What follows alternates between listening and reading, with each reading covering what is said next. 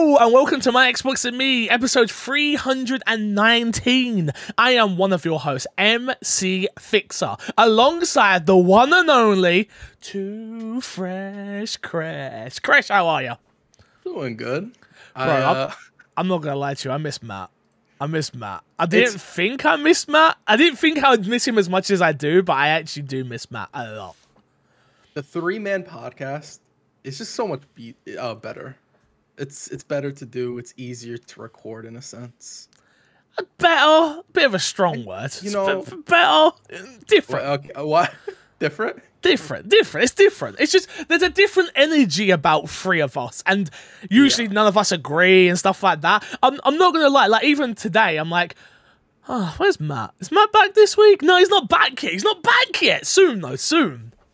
Yeah. It's annoying. Next week. Next week. Well, and then he goes on vacation again.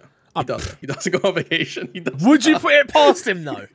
Would you put it past him though? Yeah, I would put it past him. A few weeks ago. Yeah, he told us. He definitely told us. If you don't know what My Xbox and Me is, My Xbox and Me is our weekly Xbox podcast right here on youtube.com/My Xbox and Me, and of course all podcast services. Make sure you head over to the podcast service choice of yours and hit that review button. Give us 5 stars, and we have a couple of reviews this week over in the UK, Crash. So let me read them out real quickly. The first one's short and simple, and I appreciate it. Comes from Sparkly Cathal. I think I said that correctly. Found out about this when MC Fixer appeared on Unlocked, and I love it.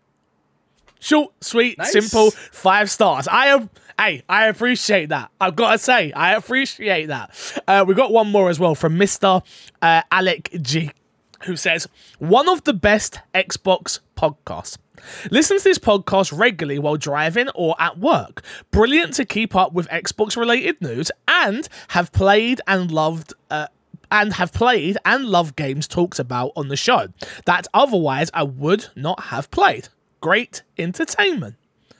Well, thank you very much, guys. We do appreciate it. Remember, if you want your review read out live on the show, head over to any podcast service. Mainly one we check is, of course, Apple, because they're weirdos and they force us to get ratings and charts and things of that nature. They're annoying. We understand. It upsets me. It upsets you. But we got to do what we got to do. You know? We got to do what we got to do, Crash.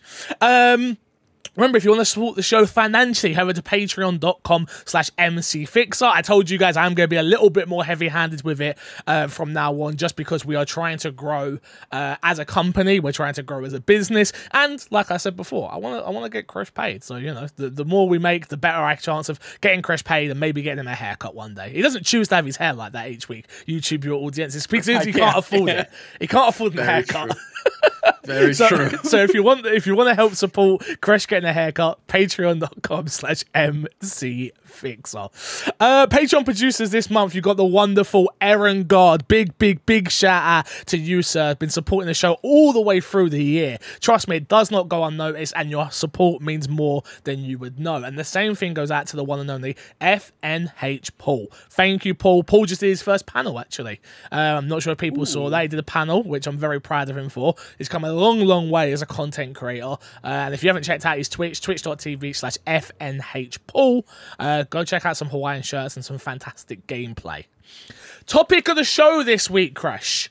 Jeff Keighley did an interview on all things the Game Awards, and we got a few tidbits here that I thought we could talk about together, me and you, and speculate and think about and hypothesize about. I used my big words there, Chris. You notice that? Big words. I'm proud. Big words. Thank you. The first one is, Jeff came out and said a lot of the content from the Game Awards is going to be games that are going to be released in 2022 and in 2023. How does that make you feel? It's kind of what I expected, to be honest. I don't expect anything like, even if one of these games is supposed to be in 2024 or something like that, they're going to announce it and it's going to be 2023 release date or whatever. And then once we get close to that, they'll push it back. That kind of makes sense. I don't think that's too out of the ordinary. No, I think it's weird. I've become quite old man and jaded about these shows lately. But I have to say and give credit where credit's due when it comes to Jeff Keighley and the Game Awards specifically. I really like the Game Awards. I think sometimes it's a little bit long in the tooth and it can go on a bit long, but that could just be because of the time it's on for me. It's like I'm staying up until 1, 2, 3 o'clock in the morning, and that can become quite tiresome. But I do think presentation-wise it's amazing, and usually the content that we get from the Game Awards is pretty good. You've got to give them credit there, right? Yeah, I mean, everybody remembers when they ended with Fast and Furious. Of course. Who can forget? Who can forget? But no, but I remember, it's crazy, but I remember the one Game Awards that I skipped was when they announced they showed the Xbox Series X, which is like crazy. So I'm expecting big things, and yeah, I agree with you. Yeah, it's kind of obvious it's going to be 2022. It ain't going to be 2021 content. Let's be honest, it's in December. Yeah. But here's 50 games that are all coming out in 2021. Speaking of the 50 games, he did go on to say there will be around 40 to 50 games to be featured in some capacity. New game announcement in the double digits.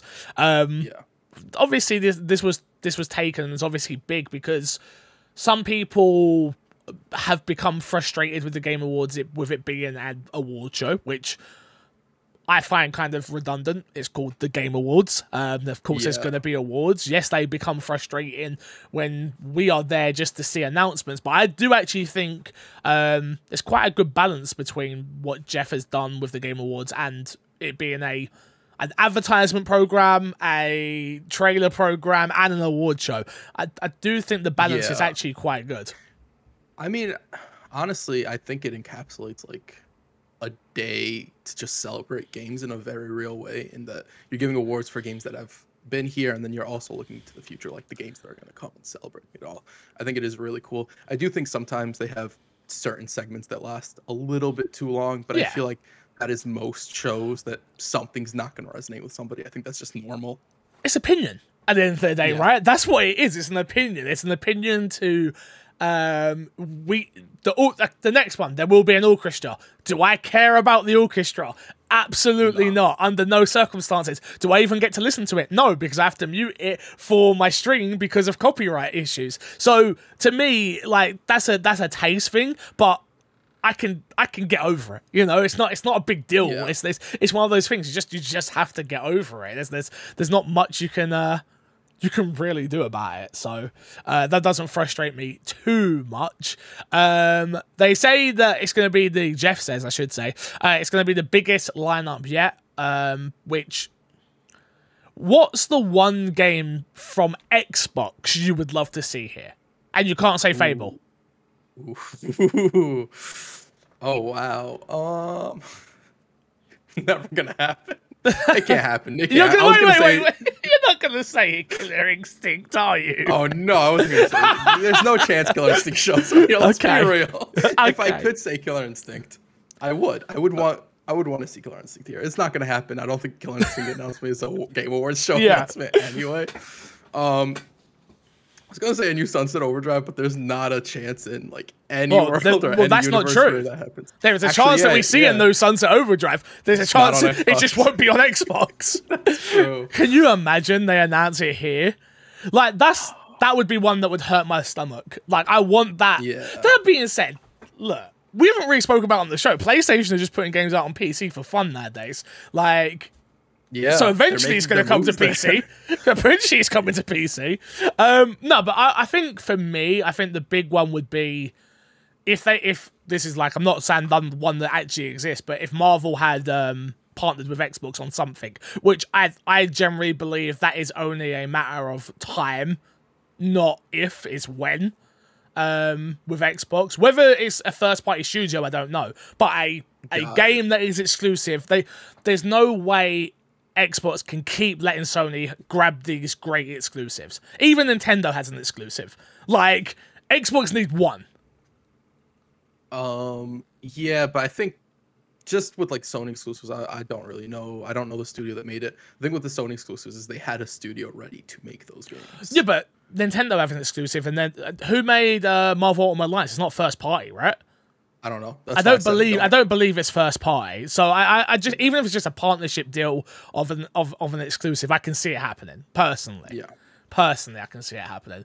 And then obviously, I think the next one that I would want, I know it's not going to happen at this Game Awards, but at some Game Awards, when we finally get to see State of Decay, the new State of Decay, and it's what I want it to be, and I guarantee it's not going to be what I want it to be. I can feel it in my stomach. It's not going to be what I want, but I have to pray. I have to pray that it's going to be what I want it to be. It'll be what you want it to be. It won't. In like 5 years after it releases. I think they'll make a whole new IP, but that will be what I want it to be. But State of Decay will never become what I want it to be. Yeah. I could totally see that, unfortunately. And then the last piece of tidbit news here, which is like Jeff Keighley teases, quote, true next-gen stuff, end quote. Nice. Very descriptive. What the hell does that mean? Who knows? Do you think we see NetherRealm's next game here? No. Because they've been quiet for a while. You don't think so? No. Not yet. Maybe. I mean, 2023, so maybe. Yeah, they generally do Game Award. I don't want to say generally, but they have done Game Award launches or reveals in the past. Because, like, if they don't do it here, then I genuinely, I don't think they're working on a fighting game. And I don't know what they're doing. I mean, it's the only fighting game I think they could do it would it. Oh, very exciting. The only fighting game I could think them doing if they don't announce it here would be the Marvel fighting game that was rumored. Because like if they do one here and it's Injustice or Mortal Kombat, I think that would be shown here. I don't think it's Mortal Kombat. It'll be Injustice next, right? I don't think so either. It would be Injustice. But they've said they don't want to do Injustice. I think they've said they want to do something that's not a fighting game. Gotcha. But I feel like studios say we want to do something different all the time and then do the same thing over and over again. They get paid. They got to do what they got to do. At the end of the day, you've got a winning formula. You have to keep winning. You know, there's not much else they can do. Is there another studio that I can think of that I'd love? Oh. No, it's too early. I'd like to see some more Tiny Tina. Oh, we'll talk about that in the news actually. I'd love to see some more Tiny Tina's game. I don't think we will, but I'd love to see more of it if that's an opportunity, if that's a choice, I guess. See it being here in some capacity. It comes out next year, right? So yeah, honestly, I wouldn't be too surprised. We might not see like too much, but they haven't revealed all the classes, right? They've only revealed 2, I think. Yeah, I believe so. Yeah, so I could see them showing off like another 2 classes, the last 2 classes they have here. Yeah. Again, we'll have to wait and see. But yeah, that's it from like an Xbox point of view. When it comes to Game Awards, I'm excited. I'm gonna be doing a watch along for it. I think that's a must have watch along. Maybe we should. We'll talk off stream actually, but maybe we can do like a watch along where you stream off the My Xbox and Me account, I stream off of my account. We mute during the announcements, and then the boring parts is when we come together and talk. Do you know what I mean? Yeah. Sirens on my end, and they're very loud, I have to say. If you can hear those sirens, someone's just got robbed in my ends. I'm not going to lie to you. Like, those sirens were loud, boy. Let's jump into Fix a Sack real quick and answer a few questions. We have this one from Alderslayer who says, what games do you think... Oh, remember, you can email in myxboxandmepodcast@gmail.com or hit us up on the Discord or hit us up on Twitter or hit us up in the YouTube comments of this very video. Apologies. From Luke Alderslayer. What games do you think was ahead of its time and would be very successful if it released today? I actually think Assassin's Creed multiplayer would do great if it was released today.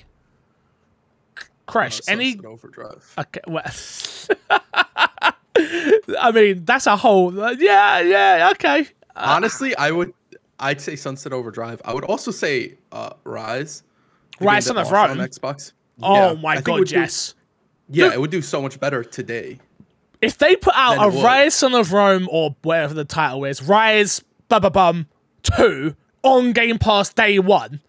Like people disrespect Rise Son of Rome, but The graphics of that game, when that game launched on the Xbox One, were outstanding. Obviously, they had the gimmicky stuff with the Kinect that I enjoyed doing just because, again, I just bought this 500 piece of machinery. I needed to use it for something other than Xbox on, Xbox off. But Rise Son of Rome was actually a solid game. Yeah. Solid game.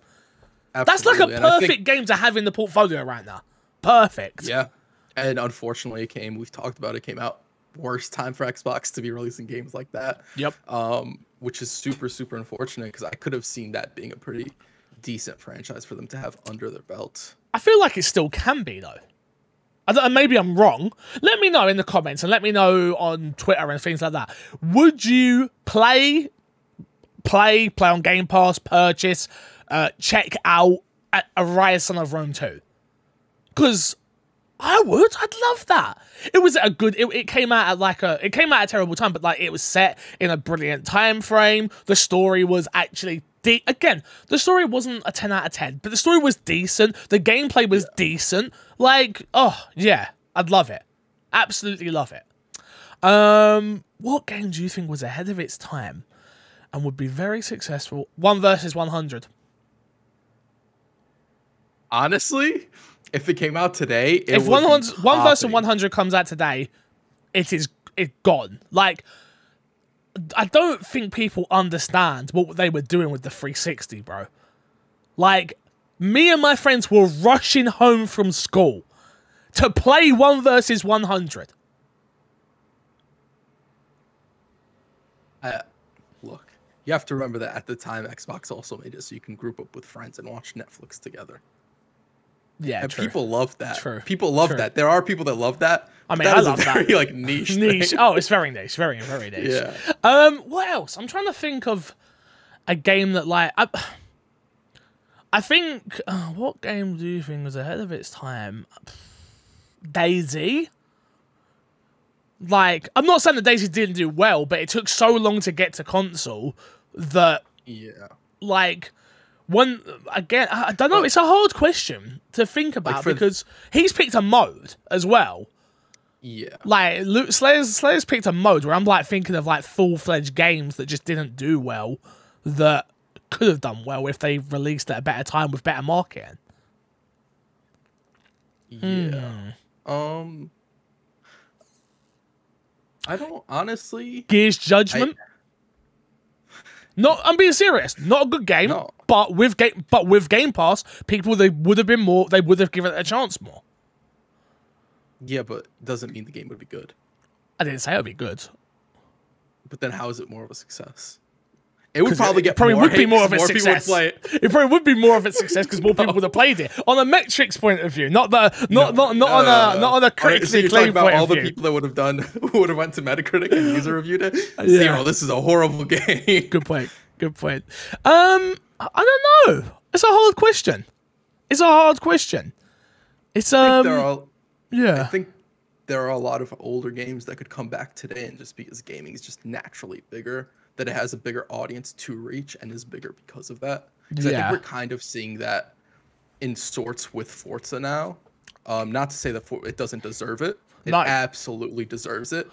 But as gaming continues to get bigger, that's why you keep seeing records being broken for games being sold in shorter amounts of time, is because gaming in general is just growing. Yep. Yeah. More people are gaming today. Yeah, absolutely. Than they ever was. So, yeah. Next question comes from Sarah Squid69, who says, question for the pod. Did Fixer ever get a mini fridge? Or is he a fake Xbox gamer who doesn't love the brand enough? Okay. All right, fellas. There has been a lot of talk. Is that separate question? You put in. That's the one. That's the other one I put in. My bad. Yeah. My bad. I didn't put the space. I mean, I love the brand fine of Xbox, and I'm happy to report that, yes, I do have an Xbox fridge now because they put more out in the UK, so I got myself one. Thank you, Chris. Thank you. Right. I appreciate it. Thank you. I'm not going to lie, I felt sick buying it. £100. That's a fantastic price for a mini fridge. £100 I paid for a mini fridge. But you don't really need a mini fridge, right? Where am I putting a mini fridge right now? That's the difference. Like, I could use a mini fridge. You got no room for it, bro. I remember back in the day when do you remember back in the day when everyone was getting mini fridges for Christmas? Like, everybody had a mini fridge at one point. No? Okay, over in the UK, there was a silver one. There was a silver mini fridge with a little clasp on it. Someone will remember this if they're listening. And every mother fudger had a mini fridge. Like, literally. And they all put Coke in it. You gotta remember, I'm a fat kid. Yeah. Coke doesn't last. My mum was buying me a 6-packet of Coke. I was going through the whole 6-pack in a day. Pointless. The fridge using up more electricity for just being there. Like, literally, just being there. And I feel like it's going to be the same thing. My Xbox... the only reason I bought this Xbox fridge, is because I want to make a TikTok of me... I don't know if I even want to say it. I'm going to say it, it's fine. Because I don't think everyone's going to have it anyway. But it's like, I want my Xbox Series X, I want to put my Jenga Xbox there, and then I want to put my Xbox mini fridge there, and make some sort of fun TikTok with the three of them. Do you know what I mean? Yeah, I like that idea. But, like, that's the only reason why I paid £100. £100 idea. It's like, for it to get 10 likes. Yeah. Nah, I'll get more than that. You can use your 10 alt accounts for me. I was going to say, I'm going to hold off my like until you get to 10. Thank you. Then it'll be 11. I appreciate that. Exactly. But yeah, I got one. How are you going to hit me with, does Fixer love the brand enough? Me? That's disrespectful, Sarah. That's disrespectful. Next, go on. I got a question. Yeah. There's a box in the background. What is that? What box? Nice. We can move on. Okay, cool. Next question, our last one for this week says, all right, fellas, there have been a lot of talk off and on through the weeks about Ubisoft and their future plans, aka their move to free-to-play games. So, take a look into your crystal ball for Ubisoft's future and tell me what you see. 1. A world where their free-to-play game strategy works out and builds up a casual fan base. 2. A world where they drop back to their old strategy again of the story-driven AAA titles. Does this cause EA-level backlash for them in the future, or even a deeper level of distrust when they fall off as a major developer for games? Potato Will Pow. Sorry. I mean, it's a good question. I think this is a great time to bring in some other stuff that's going on at Ubisoft at the moment. For those who haven't been aware. And again, my Xbox and me, we've said this before, I'll say it again. We come here to talk about the news, we talk about things we care about, we talk about things that we can sort of shoot from the hip on and just have an opinion on. Things that are maybe a little bit more above us and we need to sit down and do a bit more research and have a deeper conversation about is something that we struggle to do constantly. But what I will say is, don't think I haven't seen the petitions right now that are going on at Ubisoft for they want change at their studios. They believe that management haven't been forthcoming. They haven't changed the work environments enough. Like, there's a lot going on at Ubisoft right now across the board that are not so positive. And don't think that our silence, at least I speak for myself, my silence on the matter doesn't mean that I didn't sign a petition, because I did. Doesn't mean that I'm not paying attention to what's going on, because I am. It's just, it doesn't usually fit in with the show of what we're doing, you know? But yeah, Ubisoft right now are in a really, really, really, really, really, really, really dodgy place. Where lots and lots and lots of people are avoiding their games. Lots and lots of people are avoiding them as a company. And they're moving into weird places with their strategies of what they think is right for their company. Just I wanted to get that out there, Chris. I don't know if you've got anything to add, but just I don't want people to think that we're just not thinking about it, or at least talking about it internally with whoever we need to, you know? Yeah, no, I agree with everything you said. They've made some, even looking at them sort of trying to rectify some of the stuff that's been going on in their studio, they've made some really interesting and not really great moves. I don't know if you saw they talked about giving people pay raises and stuff like that, and then the people who made more money were going to get more money than the people who weren't making as much, and it's just sort of like, you're just reinforcing the stuff that's there. Yeah, the bottom gets more money, but it's not really equating to anything in total. And that's sort of I think you take that situation and you spread it all over Ubisoft is sort of what they're dealing with right now. The one thing I will say is in the UK, I have met a lot of people that have worked at Ubisoft. I have worked with Ubisoft on a number of projects, and they're all good people that I've met and I have worked with. I can't talk about these higher ups. I can't talk about these corporate overlords. I can't talk about those people, but I can say from the bottom of my heart for everyone that I've worked with in the UK when it comes to Ubisoft, they've all been good people. They have all been kind-natured. They've all been very accommodating to me. Like, the one thing I struggle with is like we do this thing where like we'll do a hashtag, right? Like hashtag F Ubisoft. And then we sort of, that's everybody.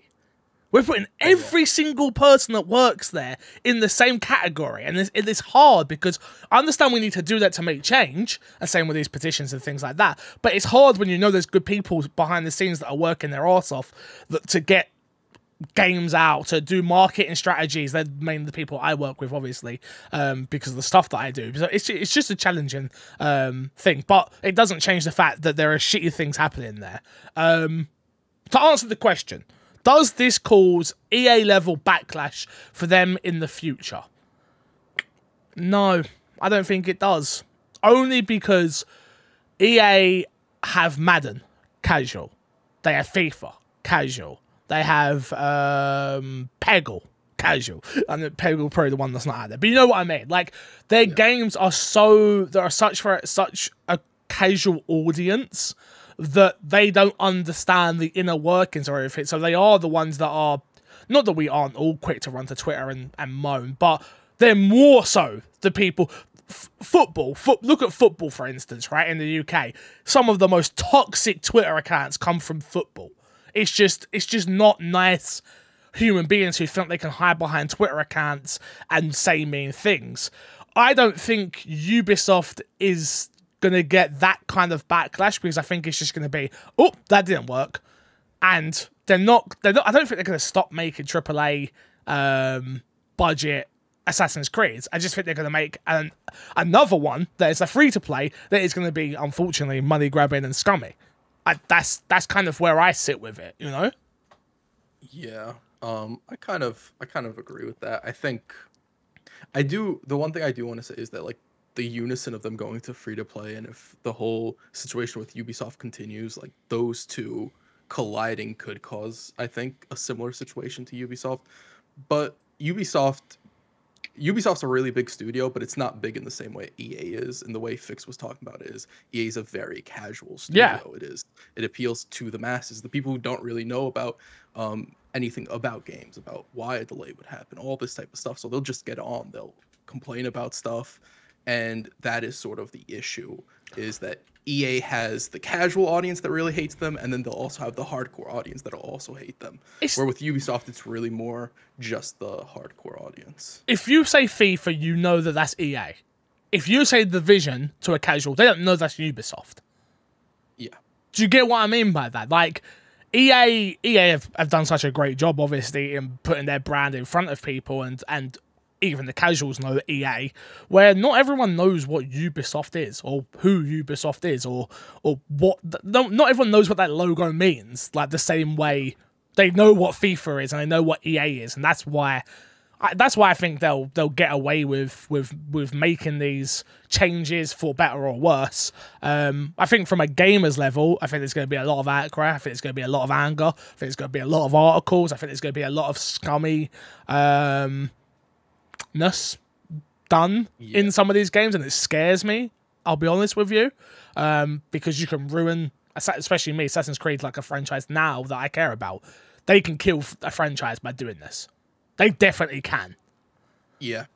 I mean, yeah, we've seen them almost kill Assassin's Creed before, so like I don't think it's out of the question for them to do it again if they decide to go like, well, here's this free-to-play route, we're going to really lean into you buying these XP boosters and all this stuff. And that'll absolutely could ruin that franchise. I don't think there's a franchise that Ubisoft has that could survive something like that.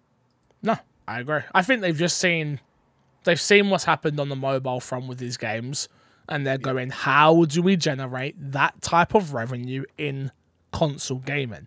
$60 isn't enough. or $70, depending on what the prices are nowadays, isn't enough. How do we get more? Yeah, and we've also seen those mobile games start to come to console more and more as well.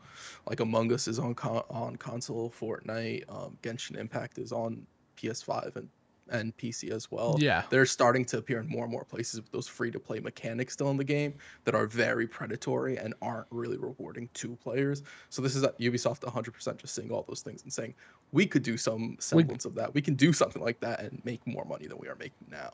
Yeah. And I think they'll see it, and I think we'll see it. Don't think that 2K are not having the conversation, and EA are not having this conversation, and all of these companies are not having this conversation. I'm not saying they're going to go for it, but they are having the conversation.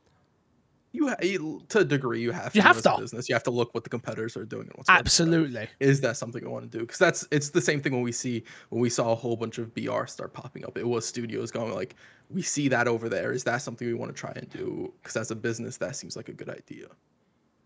So let's jump into what's been in our box, Crash. Crash, what have you been playing this week, sir? Played Forza. Ooh! Played about like 8-ish hours of Forza. Wow. Okay, that tells me everything I need to know. Talk to me. I really like it. I think it's a really, really good game. It's absolutely it is an absolutely gorgeous game. And when people say it's gorgeous, you see them saying it, and there's a difference when you actually get in and you play it, right? I like the driving. I like the way the open world works. I like that there's timed events that happen sometimes, so they're not always there and you want to go get them. Yep. I enjoy the idea of you getting wheel spins, which I don't know if I think those have been in past games and whatnot. I don't know what I'm going to talk about has been in past games because I haven't really played Forza. Let me just put that out there right now. Yeah, no, I think that's I think the audience expect that. You're not coming to this podcast to hear about Forza. So we are playing it from a very casual top level, and everything is new to us. Yeah.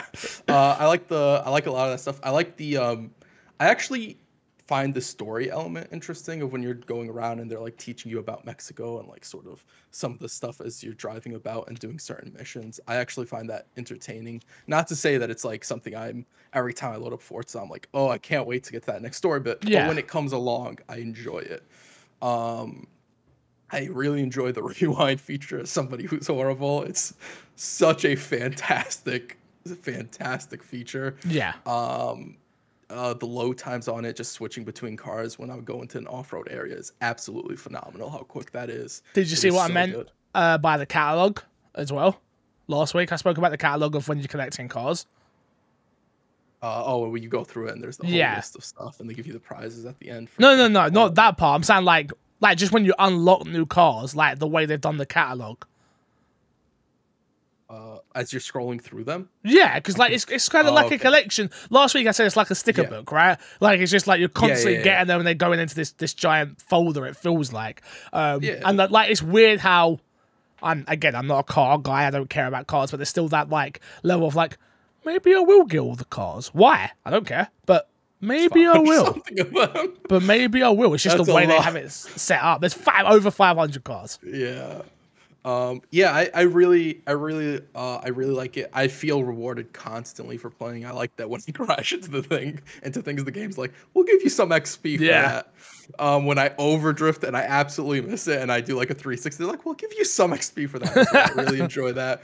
I like that there's two different types of levels. There's account levels and then car levels. Yep. And I like the fact that if you get car levels, those skill points are usable on any car, so it's not even the car that you're just driving. Yeah. I think that's really cool. Overall, like I have nothing but positive things to say about the game. The one thing I will say is I did play a little bit of co-op, and I think I was doing co-op wrong. I think that's the only place where I had kind of like a middle experience. What'd you mean? So I loaded up into co-op, and I was playing with Ben, and we wanted to go around and we wanted to do races, and we had to drive from place to place, which I'm fine with doing that when I'm playing by myself. But when I'm playing with somebody, I want to get to race. And there is a menu that you can do it, and I think I was just doing it wrong. Oh, okay. And when I went into the menu to load into it, it was saying I had to leave the crew. So I think I did something wrong in how I set it up or something along those lines. Got ya. But even that's just sort of like... That's an inconvenience. Yeah, you're learning. I know what you're saying. Yeah, so I don't really take anything away from the game from that. I will say, I think from the time I've put in the game that it is probably the best game I've played this year. Oh, I don't know if I would say by far. Yeah, I don't know if it'll be my game of the year, right? No, but I think for my Xbox and me's game of the year, I think it has a very solid argument for. dude, it is by far the best game this year. Yeah. By far, I totally agree with you. Like, I only played like maybe like an hour more than I played last week, just because I've been playing something else that I'm addicted to now. And it's just a fun time. Anytime I play, I'm like, yeah, that's fine. I'll jump in, I'll do a race, I'll jump out. It like I said, it's breathtakingly beautiful. I've played it on Series X and I've played it on PC. On PC, it's like on Ultra. Oh my god, it's like ridiculous. The weather effects in some areas are fantastic as well. But can you see why people are getting super excited for Fable now? No. You still can't? No. Because as I was playing it, I was thinking about how people were saying that. And I kind of like moved away from the point even more than I was before. Why? Because Forza's set in a very real world. Fable's not set in a real world. I disagree. The Fable we knew wasn't set in a real world. This is a brand new take on Fable. Yeah, but if you change that, you're inherently changing Fable, and that is. But I think that's what they're doing. I'm not saying that's, but I'm not saying that's a negative. I'm just saying that's not what I think of when I think of Fable. So when you're asking me to think of play, I can just see, like, especially with the tone of the teaser we got ages ago, like, it didn't seem like it was the same. It didn't come across like the same Fable that we had beforehand. That was just a CGI teaser. I agree. But I don't think it like came tonally. Off not. No, but I don't. I'm excited. I think we're gonna see something very special from Playground with Fable now. And Forza only makes me believe in that more. It's fair. Let me just clarify. I'm not saying that I'm not excited for Playground's Fable. I'm still very excited for it. I'm excited to see what they do with Fable. I can't see the vision of what they do with Fable. Interesting. Is that all you've been playing this week, or you got anything else? No, I think it's been mostly Forza, yeah. Yeah, I haven't played much this week just because this week has just come and gone very fast. Like, even sitting here talking, even sitting here talking to you this week, I'm like, did we not just do this show the other day? Like, mad. But yeah, I've been playing one game that I can talk about freely on this podcast finally, because it launched day and date with Xbox Game Pass and it's out for everybody. I've been playing Football Manager. I'm sure everyone just went, I'm absolutely loving it. Shocker. Football Manager. I'm probably about 10 hours in already. When did it launch? That doesn't matter. I'm just asking when did it launch. The other day. I stayed up till way past my bedtime yesterday playing Football Manager. I'm loving it. I started the Tottenham season. I'm currently in 4th position. I've only lost 2 games all season. It's more Football Manager. For those who care about Football Manager, it's more Football Manager. There's a couple of things I do like about it. Is the engine's upgraded a little bit more.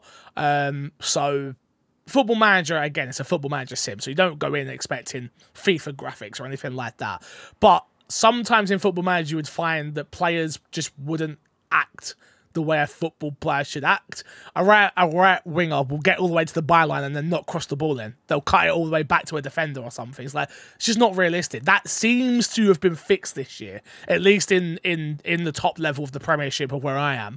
And it's just nice to see players doing a back heel here, a trick there, and putting in a cross in the right place. And even if it goes wrong, it just feels more realistic and more immersive. And that feels good. The face scan thing's still absolutely trash, as I'm sure some people might have saw on my Twitter. But yeah, man, I'm loving it. That's going to be my go-to game. It will be in my top 10 for the year, guaranteed. But yeah, I'm enjoying it. It's just now I have to pull myself away from it so I can get back to Guardians and get back to all these other games that I need to be in this month.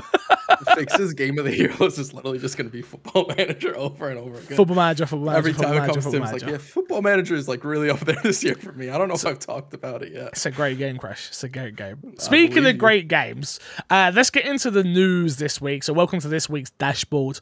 Number 1 story is all about Forza Horizon. Forza Horizon 5 has over 1 million players, and it isn't even out yet. It is now as you are listening to this podcast. But in its like early access phase, which was around 4 days, I believe, you obviously had influencers, you had press, and then you had people that bought the game early for $100 in the premium edition. That came with like additional bonuses as DLC cards and some premium rewards.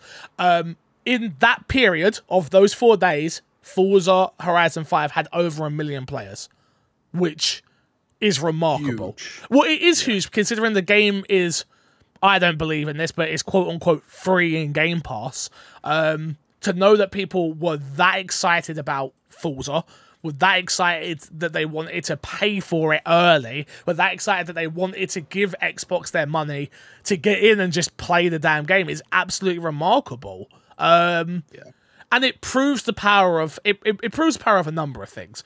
Number one, quality of a game matters. And it just shows that like when a game is of this level of quality, people will be willing to buy it no matter what price. $100. It's a lot of money for a video game. You know? Well, they had a premium upgrade that you could pay for like $35. What, in if you add it on Game Pass? Yeah. Gotcha. Okay, well, you get in earlier. There's that as well, just to put that out there. Even but that's still, people putting money down that they don't need still to. a lot of money. Still a lot of money. Number two, it's the fact of when you market a game in the right way, it just shows. And Forza did. The way Xbox treat Forza as a series, Horizon as well, and Motorsport, is they show it as their premium franchise, and it's nice to see it's finally getting the credit it deserves. I feel like this is the first year that we played Forza 4 together, a little bit, bucked around with it. I remember 3 coming out, and I just remember it just being like, oh yeah, it's out, cool, whatever. And like even then at 4, you could see how good it was and how beautiful it was. But it feels like this time round, the setting being in Mexico and obviously next-gen consoles, which is obviously a big part of this as well, everyone's sort of just gone, yeah, I'm going to give it a try. And everybody you talk to says how good this game is.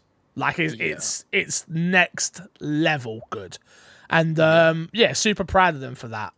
Phil Spencer also said on Twitter that Forza Horizon 5 it is Microsoft's largest launch of any Microsoft game ever. Phil Spencer tweeted this out saying, we've invested for years in Xbox so more people can play with 4.5 million plus players so far across PC, cloud, and console. Forza Horizon 5 shows that promise coming to life. Largest launch game for an Xbox Game Studios game. Peak concurrent 3 times higher than Forza Horizon 4. Thank you to the players and congratulations to @WeArePlayground. So 4.5 million players across all the devices have now played Forza Horizon 5. Yeah. Wild. This this really shows that like the strategy Xbox has had for how they want to get their games out there has really worked with the cloud, with Game Pass, with all of that. It's just phenomenal. I also want to point out like this game, just the places available: Series X, Series S, PC, cloud, and on the Xbox One. It's available literally everywhere, and that's why you see such high numbers. And it's fantastic to also see the game get this much support. Especially, I feel like Forza has been an underrated franchise for a while, so to see it getting the love that I feel like it's deserved for a while is absolutely huge. I do have a question. Do you think, because last week we talked about how this year was a little bit weaker for games, do you think if this was a stronger year for games, the Xbox would be getting as much love as it is now? I think critically it still would, but just from like a player base. Call of Duty's just come out and Battlefield's around the corner, and it's not like it's not going up against big games still. Like, it's still going to be the same heavy hitters are still going to be there. I think Call of Duty coming out and not reviewing particularly well in terms of its campaign helped. But I think yes and no. I think Xbox have done the work to show that Game Pass is worth having, which is a big part of this strategy. No one's going to tell me otherwise that they've hit 4.5 and it's the biggest launch ever is mainly because of Game Pass. Is people have already bought into that ecosystem. We know for a fact that there's over, I think it's 20 million. Last numbers we confirmed were 18 million Game Pass users. So if anything, that number's kind of low because you want more people to be trying out this game, which I'm sure it will. I'm sure they'll have. I'm sure this will be the highest Forza game played until the next one, and until the next one, until the next one, and it will just keep growing and growing and growing. No, I think it's still even with a better holiday lineup, Forza still would have been top of that list. Yeah. It does. It still does launch. Usually MPD, I know we don't do MPD unless we've got a really weak show come in. But MPD shows that they sell like hotcakes still. So, yeah, I think it would have. I still think it would have. Next story is again from Phil Spencer, who says, this is from Windows Central, who says, Phil Spencer wants casual and social games acquisitions for Xbox. What you need to know here is head of Xbox Phil Spencer spoke with Bloomberg about a variety of topics, including gaming acquisitions. Spencer shared that he wants Xbox to invest more in social and casual games. Spencer also wants to find ways to alleviate supply chain constraints. Crash, what does he mean by casual and social games? 1 versus 100 fix. You know the answer. Of course I know the answer. It's 1 versus 100, baby! It's back! On a serious note, I don't think it is that. No, I'm thinking... I think he's more so on about games like Among Us and things like that just encourage people to get together and really enforce word of mouth and is really easy to get into from a casual point of view. Let me quote him here. Like Phil Spencer did have this say, he said, quote, "There's no quota," end quote. Quote, "When I think about the kind of genres that we are usually associated with Xbox, yes, we have Roblox, we have Minecraft, we have FIFA, we have Fortnite, but we want to continue to invest in more social casual content out there," said Spencer. What I think he means is, maybe I'm wrong. Again, it's really hard to not put your opinion in what he thinks. What I want and what he thinks is two different things. I think he means on I think he means more on the cloud-based side of things is a big thing. It's how do you get people to pick up their version of that mobile game. I don't know if you've seen it. Hayes' dad plays it all the time. There's this golf mobile game. I think it's called Royal or something like that. I think he means more on that level because it goes back to the conversation we were having about free to play, right? Which is that is where the money is. And Good Guy Xbox, you can say whatever you want about Good Guy Xbox, blah blah blah. They care about money. They care about making more money. They care about making. That is what it's all about. Doesn't matter how good guy they want to be. Phil Spencer's an amazing human being, but he cares about money. He's got targets to hit. I think it's more those type of games they're trying to hit. And then it's games beyond that, say, again, I don't know if this is what more I want than what he actually means, but from my point of view, I think it's more like a Mario Kart. It's a Mario Party. It's the games that you're able to bring everybody together in and have a great time with. When you think Xbox, you think Halo, you think Forza, you think Gears. They are not games you're able to share the experience with people with, other than hardcore gamers. Really. I know someone's going to be like, my girlfriend plays Halo with me. I'm sure she does. I'm not saying that she doesn't, but you've kind of catered her into being a hardcore gamer in that sense.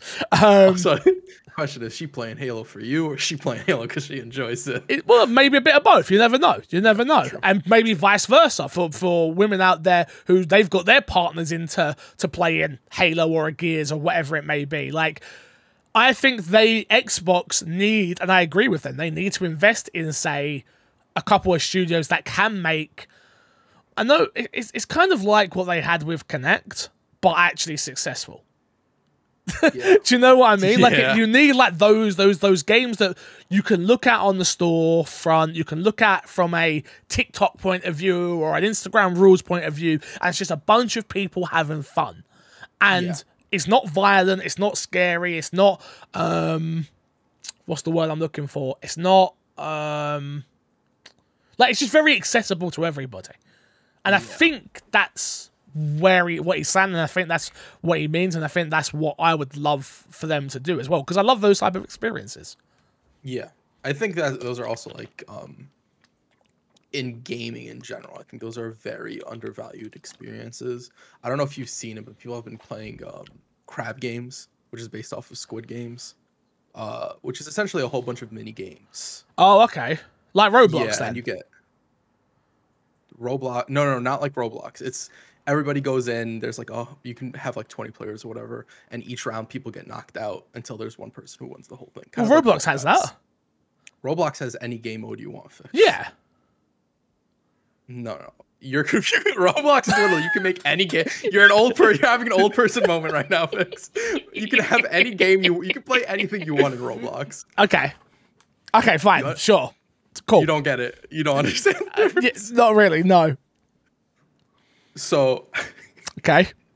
Roblox, you could play. I can make Halo if I want in Roblox, right? Yes. You can literally do anything in Roblox. Yes.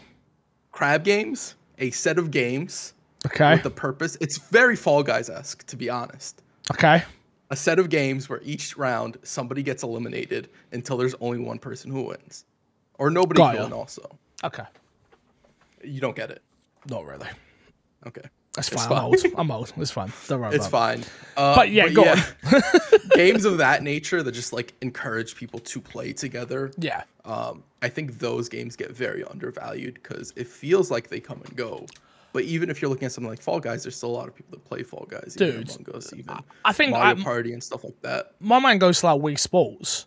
It's like they need something like that. Like not the motion control and all that stuff, but it's like a game that like I bring my Series S to my mum's house, she plays it, and then she's like, well, I want this indoors. It's like, well, how can I get this? Oh, well, actually, it's on your TV right now. All you have to do is boom, and then, do you know what I mean? Like, it's getting those people in, and it's like, oh, well, you pay £15 a month, $7.99, whatever it may be, and you'll get to have this amazing experience. And they don't have that right now. Outside of the hardcore. Even the studios they've invested in, hardcore. They don't have just that game that like everybody wants to play, from youngsters to adults to anyone. You know, they just don't have that yet, and I think that's what they're working on. You want to know what might be like the hard thing about doing a game like that, of acquiring a studio to make a game like that? I think it is very dependent on the people if a game like that gets picked up. And I think it's hard to assess whether a studio can make something that'll be played specifically by people and they'll adhere it to be fun. I just think Game Pass alleviates that risk though, right? Of like, usually we would say, oh, that probably won't get made because of the money that it costs to make it and the risk-reward value. Now I feel like that's kind of gone with Game Pass. But if you put a game like that on Game Pass, I guess Microsoft would market it better. Yeah. But I just view that as being something that could completely fly under the radar. I think it could. I think it could, but it's like, I think it's like I've always said anyway, it's like it's use the characters that you have. Like you own Master Chief, you own Banjo, you own, like, build your version of what Nintendo do with like Mario and all these other characters. Like, imagine, I know they're not gonna buy Sega, but if they did, like, imagine like you just need to build like those versions of the thing, because those are the things that are going to bring people in. It's like, oh, I like that character. What is he doing in this game? And that helps it from a more casual standpoint, I think. Yeah, I agree.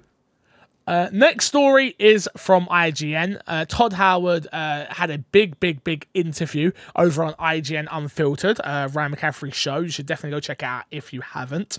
And he said, making Starfield was now or never even... Sorry. Making Starfield was now or never, even if Elder Scrolls 6 had to wait. Sorry, I read that totally weird in my mind.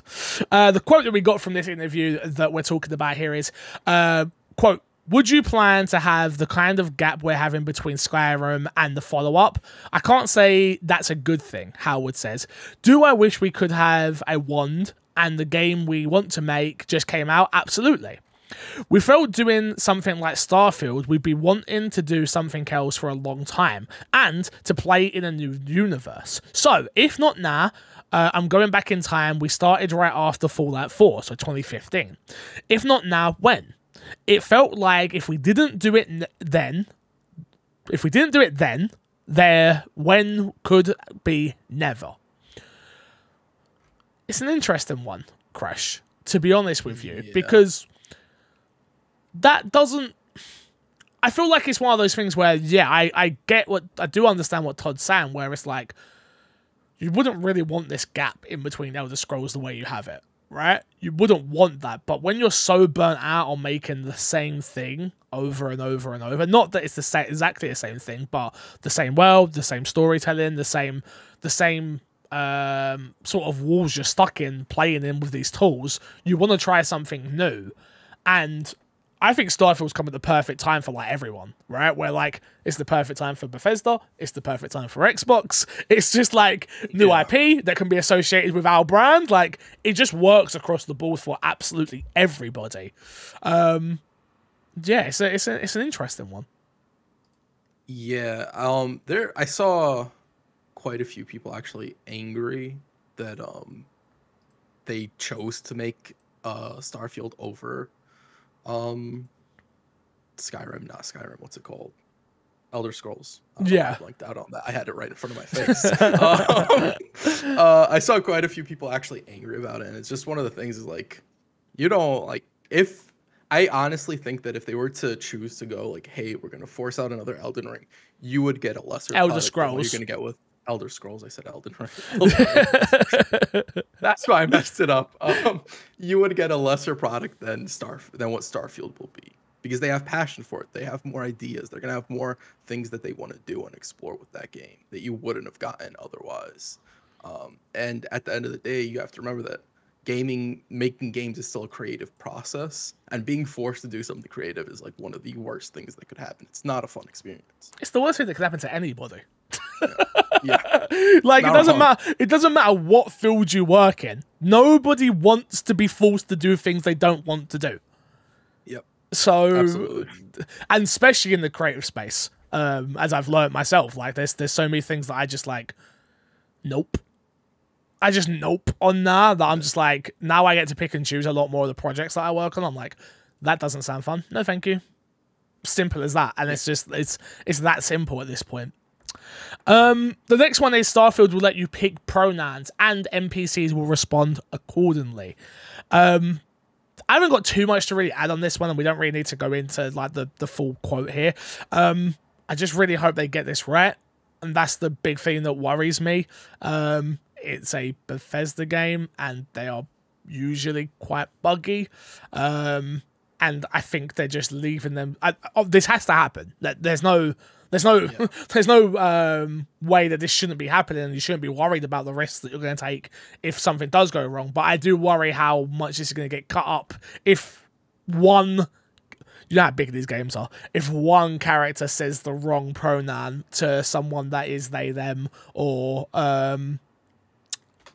it could just be such a huge PR mess for Xbox. That doesn't change the fact that it should happen. That doesn't change the fact that I'm glad it's happening. Everyone should be able to feel represented in video games, especially when you're picking your character. But yeah, it just, to me, I'm like, oh, I hope they get this right. That's got to be something that everything is right on. I don't think, as far as like NPC saying the wrong one, I don't think there's too much of a worry about that, because I don't think I've ever heard. It's Bethesda. Yeah, but I don't think I've ever heard like NPCs in the past using the wrong pronouns. So I don't think enough games have done it.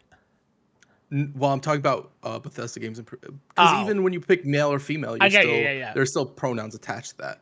Yes. So I don't think there's been really an issue in that regards from I agree. Bethesda, as far as I'm aware. So I'm not too worried about that. But the execution for these things, we've seen studios come out and try and do like, hey, you can pick pronouns and all this stuff, and it just never works. What was the last game we just played that was terrible? Oh, Far Cry. Far Cry had all, it wasn't pronouns, but it was just representation in the worst way possible. absolutely thrown in there. And yeah, at the end of the day, I'm happy this is happening. I'm happy that they're doing this, and it's important. So I am glad. I am glad nonetheless. Next one, another Starfield one, which is Starfield will have full mod support. Todd Howard confirms. Again, nothing more to add here. It's just important to... I know how important it is to Bethesda fans that they're able to mod games. I think Xbox have been pretty good with this all of the time anyway. Even with like Fallout 4 back on the Xbox One, you was able to mod that, which was like the first console mods. As long as they don't Bethesda it up and try to charge or something, like they've done weird things in the past. Obviously, Fallout 76 is the game that comes to mind about some of the weirdness they've had. But yeah, no, good that they're still supporting the mod community. I know how important it is to them that they get to play the games the way they want to play their games. So, yes. Last couple here, we'll get through them real quick. Bethesda says they're still committed to single player games. I mean, I don't think they get to make that sound anymore, but sure. Isn't it the Xbox overlords that get to say that? But Todd Howard was asked, are they still going to be making single player games? And we got the answer of absolutely. There's more to this, but again, go watch IGN's Unfiltered to get like the full interview for this. Go on, what you gonna say? I think that's a fair question. They made ESO, they made Fallout 76, so they've shown a studio. No, absolutely, but I think there is a question of like, do they want to make more online games or do they want to make more single player games? I think that is a fair question in that regard because they are pretty different. Even though I think with both of those, they sort of tried to keep it single player and multiplayer at the same time, and didn't necessarily work all the time. Yeah. Next one's about Halo. Halo Infinite multiplayer designer joins Respawn to go and work on Star Wars, which is interesting one, I guess. Apparently this link doesn't work, Crash, so I can't read the article. But I tried. Nah. Next one. The Gunk gets a release date. It is coming in December. Gosh, we've been waiting for a release date for this damn game. The Gunk is officially coming to Xbox and PC on December 16th and will launch in Xbox Game Pass. Crash, I'm not going to lie to you. I don't need more games added to this year. I'm already behind on the games that I need to play. Oh, the Gunk's going to be another one, huh? Yeah. I'm looking forward to it nonetheless. But yeah, I am... Oh no! It looks so good. It looks so good. Like it looks like a me game. I love the studio behind it. And yeah, it's gonna be an interesting one. It's gonna be an interesting one nonetheless. And yeah, so 16th of December. So make sure you mark your calendars if you haven't already. Big piece of news has dropped, Crash, that makes me so happy, but also so sad. A source says EA has greenlit a new Fight Night. It's been revived, but it's on pause. The game's code name is Moneyball, and it has entered early development, and it will resume after UFC 5. Wow. We have an idea when UFC 5 will come out? No. You think it's possible that it's on pause because they're trying to get contracts? It could be contracts. It could just be the fact that UFC's... The problem with a Fight Night game is boxing is in this very weird place when it comes to its popularity. It isn't what it used to be. In terms of popularity, like, don't get me wrong, you've got your Anthony Joshua's, your Gypsy Kings being what's his playing name? Tyson Fury. You do have some big fighters out there in the world, but compared to UFC, the sport isn't even close in popularity. And like we've spoken about on the podcast before, the licensing for boxing is one of the weirdest things ever because they're not. It's not like FIFA or like UFC where like they have like an overlord that owns everything. Yeah. They're all independent, signed to different companies. So like you could go to Anthony Joshua and want to put him in your game, right? and like he alone could cost you 20 million, and then Tyson Fury could cost you 15 million, and you're like, well, we've spent 35 million on 2 fighters, and then you've got Mayweather, you've got, realistically, for this game to be popular, you're probably going to want your, I know it sounds stupid, but you're going to want your KSIs, you're going to want your Logan Pauls, you're going to want your Jake Pauls. You are. I know you're pulling faces, but you are going to want those characters. In a fight night? They are professional boxers, and they are going to help sell the game. Yes. I'm sorry, I know what you're thinking, but that's the state of boxing right now. I agree that they'd help sell the games. I agree. I think that they will approach them, but I think the reason they're going to be approached is because they'll probably be cheaper options than going for actual boxers. No, because they have to have the actual boxers as well. They're not going to get everyone. Will try to. Yeah. They're not going to get everyone. That's obvious. They're not going to get everyone. But what I'm saying is it would be easier to pad out the roster if you go for the YouTube boxers. The YouTube boxers. Yeah, the YouTube boxers. I understand. He's trying to word it nicely, but the YouTube boxers. The YouTube boxers. Yeah. I think that helps them pad it out. But like, if you think about it, like contracts for boxers just for a match they get paid hundreds of millions. Yeah, so at the top level, because it doesn't dwindle down well. Those are the type of boxers you'd want, though. Yes, of course. So just imagining like how much essentially you want rights to their looks, like for your game, like how much that would cost, could be ridiculous amounts. I'm sure that there would be. We're gonna hear about stories, I imagine, where some boxers are gonna be like, I really wanted to be in the game, but my company said no because we didn't hit the price my company wanted. We will for sure hear about those type of stories. Mayweather's never been in a fight night. Really? I don't believe so. Wait, let me check. You're probably right. Floyd Mayweather. That wouldn't surprise fight me. Night. I'm almost certain. Yeah, I think why Floyd Mayweather is not in fight night. I always thought they paid these boxers. It's just I think it comes down to his team, like the Money Mayweather team or whatever it's called. I think he might have been in Fight Night round 2, maybe. But that was again, he was early on back then. Bernard Hopkins was like the guy on the front cover. So yeah, as soon as he got popular, he was like, hell no. So yeah. There you have it. Last 2 stories to end us out. Anime crossover fighter Jump Force to shut down next year. Crash, you said this game sucked, and you said it wasn't good, and there you have it. It's gone. I wish that this was happening because of that. I don't think that's the reason this is shutting down. Why is it? Licensing. I'd imagine the way they do licensing would probably be really messy. Because you think about it, the same things happened to games like Marvel vs. Capcom before. Yeah. That got pulled down because... But dude, this game just came out. Characters. It came out like... 2019. At this point. 2 years ago. That's a 2-year contract. Dude, that's not long enough to be letting a game die. Right. But you have to...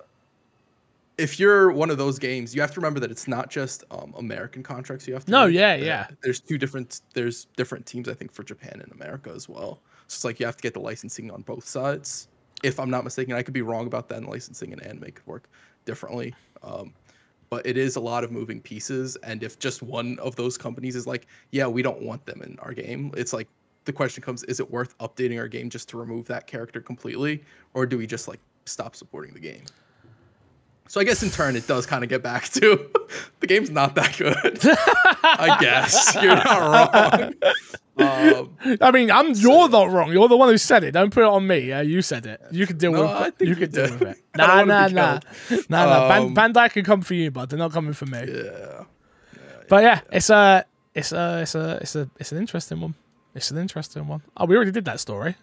That Among Us is the wrong link as well. Man, Chris is sucking at his job, everyone. That was a link to last week. I just want to point out that one 100% on me messed up. I'm going to be honest. I was doing show notes. I stayed playing Forza a little bit too long. I was like, I got to do show notes. I got to take a shower. All right. Among Us update. New update includes roles, a store, achievements, and it's live now. So for people who want to go check out the new Among Us stuff, you can do just that. All right. Let's get out of here, Crash. Let's plug. What you got to plug this week, bud? the My Xbox Me Twitter page, YouTube page, and go drop a review on the podcast. Even though 2 weeks in a row, gotten reviews, 2 each time. So huge shout out to the people that reviewed. Leave comments on the YouTube page. If you're not subscribed, subscribe. I'd imagine if you made it all the way here, I've said it enough times that you're probably subscribed. You're probably used to it. But if you are subscribed and you haven't hit the bell, maybe hit the bell. Hit the bell. Yeah, you can follow me everywhere at MC Fixer. My TV show just finished. It just aired. The first episode aired of the Dice Age. Did you watch it, Crush? Absolutely. Oh my god, did not watch it. You suck. But yeah, make sure you go check it out if you haven't. It's on Jinx's website. It's called The Dice Age. It's a board game show. So if you're into board games at all, go and check that out. If you aren't following me already on Twitch, please do. Twitch.tv/MCFixer. I've got a lot of content goes out on there, obviously, due to just the amount of work that I do. And yeah, a lot of good stuff hopefully coming in the future. You'll hear about it real soon. So, thank you all for your time. Thank you all for the support. And until next time, we will love you, leave you, and see you all later. Good boys. Goodbye.